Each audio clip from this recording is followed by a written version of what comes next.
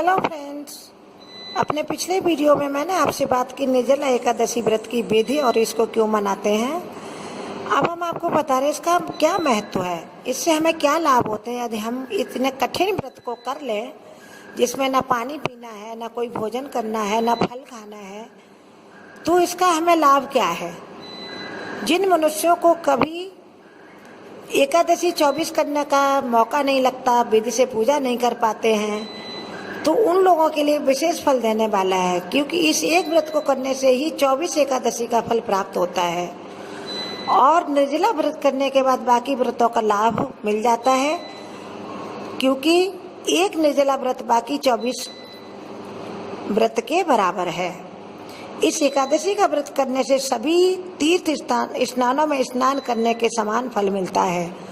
यह व्रत करने से मनुष्य सभी प्रकार के मानसिक कष्टों से एवं शारीरिक कष्टों से मुक्त हो जाता है और धन संबंधी क्लेश परेशानियों से भी मुक्त हो जाता है। उसके घर में सुख समृद्धि के दिन लौट आते हैं।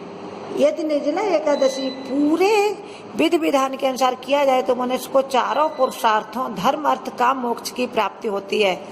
यानी आपको धर्म की भी प्राप्त होती है, अर्थ मीन्स आपको धन की भी प्राप्त होती है, और आप जो इच्छा करते हैं उसकी भी प्राप्ति होती है और मोक्ष की भी प्राप्ति होती है। इस एकादशी पर यदि कोई छाता, जूते, चप्पल, वस्त्र या मिट्टी के कलश में पानी भरकर दान देता है तो बहुत अच्छा माना जाता है। यदि आपसे बन सके तो आप गौ का भी दान कर सकते हैं, यानी गाय का दान। इन सभी वस्तुओं का दान देने से आपको लाखों गुना पुण्य फल मिलता है और निर्जला उपवास करने से इसका वैज्ञानिक महत्व भी है। इससे हमारे शरीर में एक नई ऊर्जा का प्रसार होता है और हमारे सभी शरीर के विषैले पदार्थ शरीर से बाहर निकल जाते हैं और हमारा शरीर जो है निरोगी काया प्राप्त करता है। यदि किसी व्यक्ति से गलती से एकादशी का व्रत टूट जाए तो निर्जला एकादशी के उपवास का टूट जाने का दोष दूर हो जाता है और उसका कोई भी दोष नहीं लगता। निर्जला एकादशी का व्रत रखने से मनुष्य को मृत्यु के समय मानसिक और शारीरिक कष्ट भी नहीं प्राप्त होता है और उसको भयंकर यमराज की जो है परछाई नहीं दिखाई देती, ना वो लेने आते। ऐसा कहते हैं कि उनके लिए धर्मराज अपने विशेष दूतों को भेजते हैं, तब वह धर्मराज के दरबार में जाता है व्यक्ति।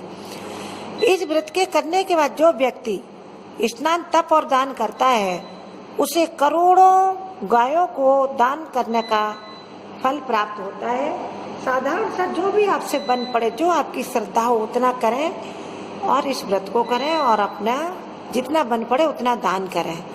बस आप अपनी कोशिश पूरी करें, जितना आप अपना बेस्ट दे सकते हैं। पूरे दिन पानी के बिना नहीं रह सकते हैं तो शाम को सूर्य छिपने के बाद आप पानी पी सकते हैं, फलाहार कर सकते हैं। कम से कम पूरे दिन का व्रत आपका हो जाएगा, जिससे जितना बन पड़े, यानी ट्राई योर बेस्ट। जब हम अपना कोई बेस्ट देते हैं तो हमें उसका फल जो है वो बेस्ट ही हमेशा मिलता है।